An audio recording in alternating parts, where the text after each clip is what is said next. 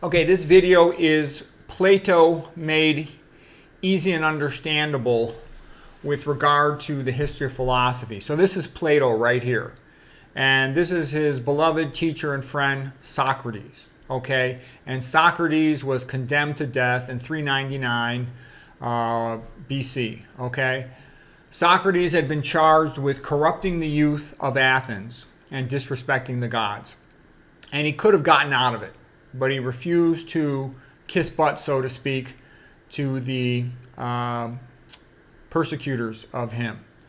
And Plato was incredibly sad. Socrates was his hero. Socrates was the best man in all of Athens. Athens was supposed to be the best city in the world. How could the best city kill its best man? Okay, so what is justice? If the best man gets killed, what kind of a justice system is that? A lot of things had gone wrong. When Plato was born, he was born into a rich family, an aristocrat family. It was always expected someday he would serve an important role in the politics of Athens. He loved the playwrights. He wanted to be a great playwright himself, but he failed as a playwright. He tried to be a great politician, but he failed as a politician. He even went and helped another politician, Dionysius, in Syracuse. And Dionysius was sort of a barbarian, and he thought that Plato had disrespected him. He sold him into slavery. So that's how his attempt at politics went. He was sold into slavery. Okay, luckily somebody recognized him and bought him as a slave. Otherwise, he would have spent the rest of his life as a slave. Okay, he traveled around the world after that. Then he came back to Athens, and he started a school called the Academy, Plato's Academy, and it became the most famous school of philosophy that ever existed in the history of the world. His most famous student was Aristotle. Aristotle was a student there for 20 years. But this is the famous painting, The Death of Socrates, by Jaques David in 1787. And there's Socrates taking the hemlock, and they're all begging him, don't do it. We can get you out of it. Don't do it. And Socrates is like, I will respect the law. He's considered the saint of philosophy. Erasmus used to call him Saint Socrates. Okay. Now here's another painting of the allegory of the cave. This is the most famous allegory in all of philosophy. The idea of those who tell the stories rule society. And most of the poor, ignorant proles, they just believe whatever you tell them. They're totally ignorant.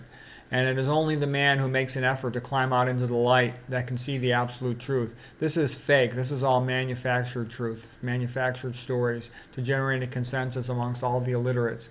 But the real truth is out in the real world with the sunshine. And Socrates had been out there, and they persecuted for him. When somebody escapes to the real world and they come back in and they try to tell the proles what the truth is, they go after them, is what typically happens. Okay, so there's the real sunshine and absolute truth, the allegory of the cave. Okay, so now, just sort of, I briefly mentioned some of these things, but these were the big events in the life of Plato. And here's some quotes about Plato, just to give you a sense of his position in history. Alfred North Whitehead, the great philosopher, said, all of philosophy is just a footnote to Plato. Nietzsche said, Christianity is just Platonism for the masses.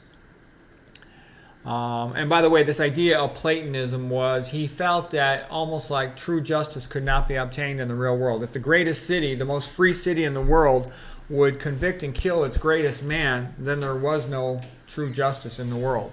And he was very sad and disillusioned by that. And that's a big part of why he wrote Plato's Republic, to figure out what type of society should rule mankind, so that something as terrible as killing the best man, Socrates, would not happen.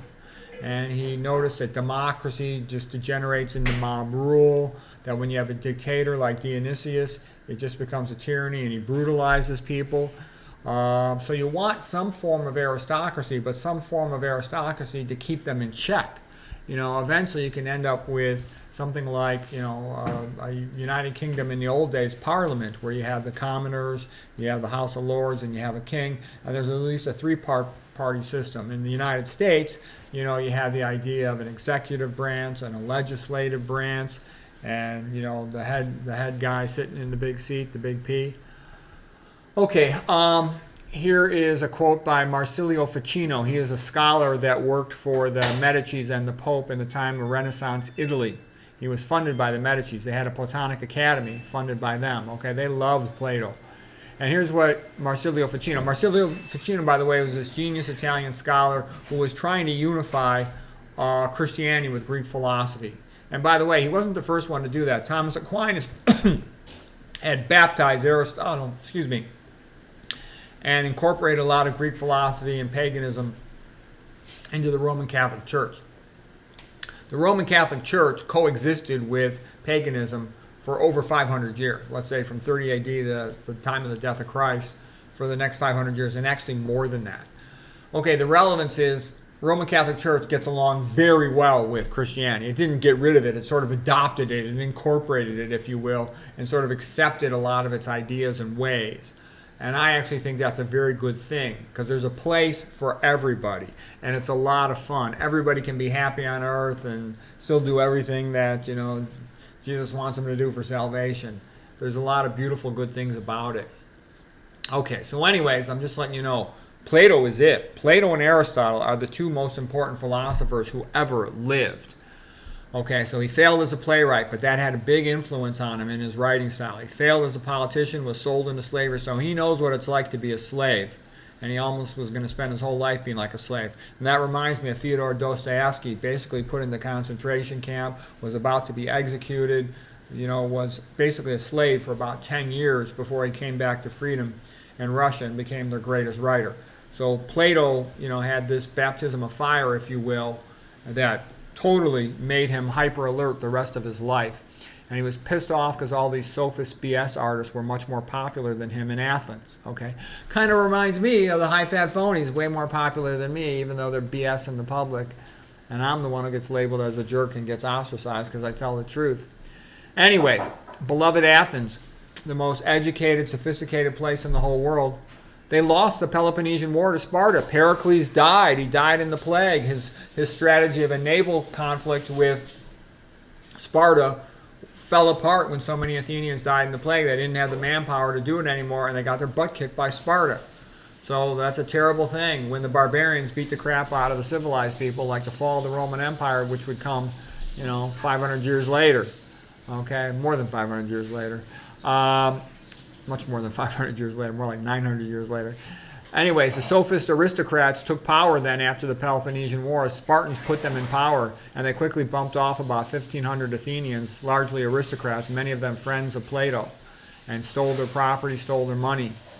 Okay, so Plato was distraught, and he wanted to try to make sense of what had happened, and he wanted to write books that would help to make the world a better place, like his Republic, to help figure out how can man successfully govern himself so terrible things like what happened to Socrates could never happen again. And when he started writing, he wrote his books about philosophy and ethics and morals in the form of a play, because he wanted to be a playwright. And they were conversations. Socrates was the hero, and Socrates would talk to people, ask them questions, and they'd have a dialogue on different topics and work towards the truth. And it was magnificent in many ways. It's beautiful, it's entertaining, it's clever, it's brilliant. It does a good job of trying to address the real issues. And Socrates as a hero was also something that Plato was trying to do. He felt that Greece had traditionally been too brutal. A little bit like the barbarians themselves, always glorifying these brutal heroes like Achilles.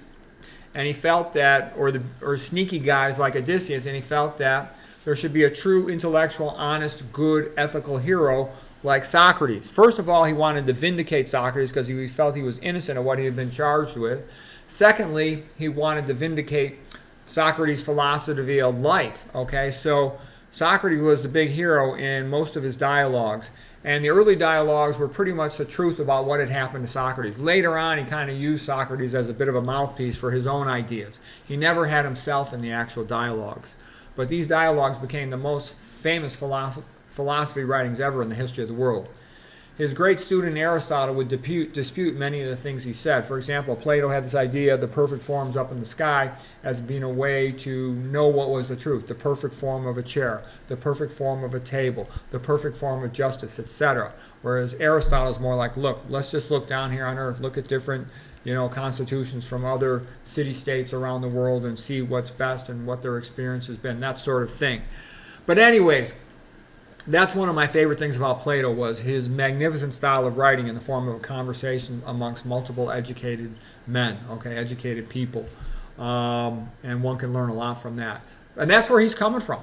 And also, because Sparta had kicked Athens' butt, he was a little more he gave more favoritism to the lifestyle of the Spartan society. Kind of harsh, kind of brutal, but got things done. Whereas he felt that Athenian had descended into mob rule at one point and had descended into the tyranny of the 30 tyrant aristocrats who were sort of puppets of Sparta and had brutalized Athens. So anyways, this all goes into making Plato what he was. And, being briefly sold into slavery scared the crap out of him. And that also made him have more respect for the plight of the common man. Okay, well, anyways, I hope that helps you to understand Plato. So you're going to be hearing about him all the time if you study ancient Greek history, you study philosophy, and you're going to see the two counterweights in all philosophic history are Plato and Aristotle. And Plato's a little bit more collectivist because he feels that's necessary for a society to survive. They need to have strong, tough men that are willing to defend the country. But you also, need to be like Aristotle and have individualism for individual development. Otherwise, you'll never accomplish anything of intellectual sophistication. So anyways, I hope you found that helpful.